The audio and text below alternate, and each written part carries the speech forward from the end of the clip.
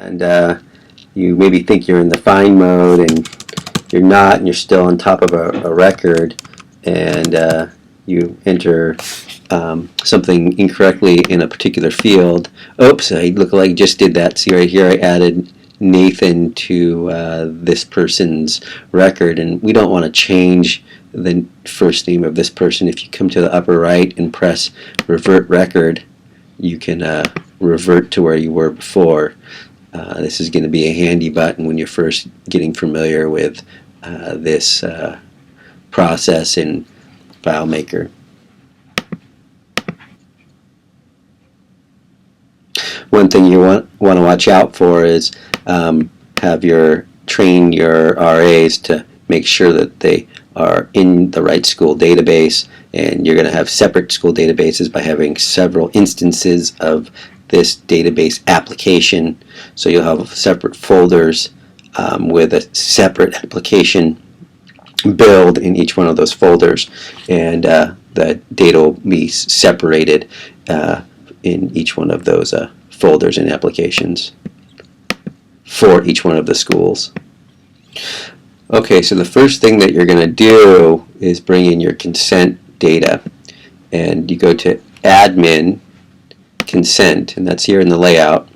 Oh, I'm sorry, that's going to show you what you have in your consent database, but we've got it programmed so that if you go to Admin Main,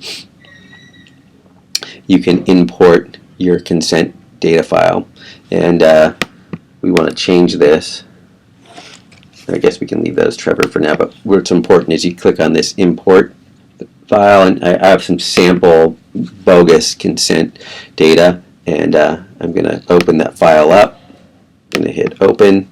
This is an Excel, so as long as you have an Excel file set up where you just have columns of data that have last name in one column, first name in another column, and then yes or no in the other column, you'll be good to go.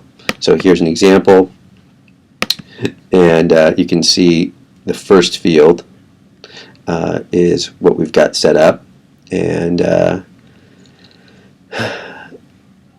this is something we don't have the columns labeled, so I'm going to click this. Don't import. Oh, sorry, we're going to import the first record. If you have labels on the top of the columns, you're going to want to press that down here in the lower left.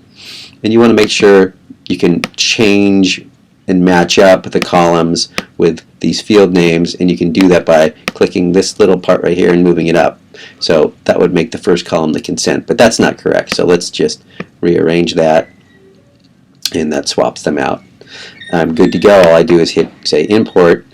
You can do that pre-formatted import like that. It says what I've done, and now we've got all this data here in the consent files. Great. Okay. So we are good to go, and we have our consent files in there, and you won't probably have to do that again. From here on out, you can enter your data, your consent data, directly in through the FileMaker interface.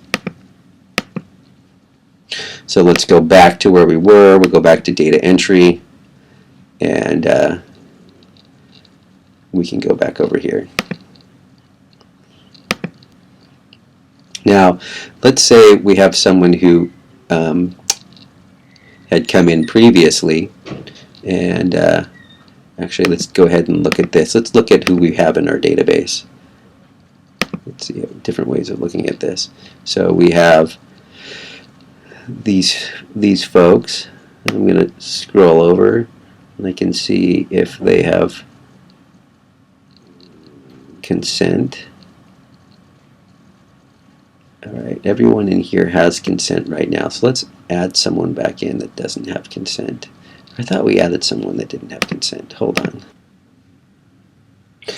So here what I did was I opened up a new subject file, and by clicking this up here when I'm in the data entry window, I wrote in Mr. No Consent, and I pressed right here for their first contact date.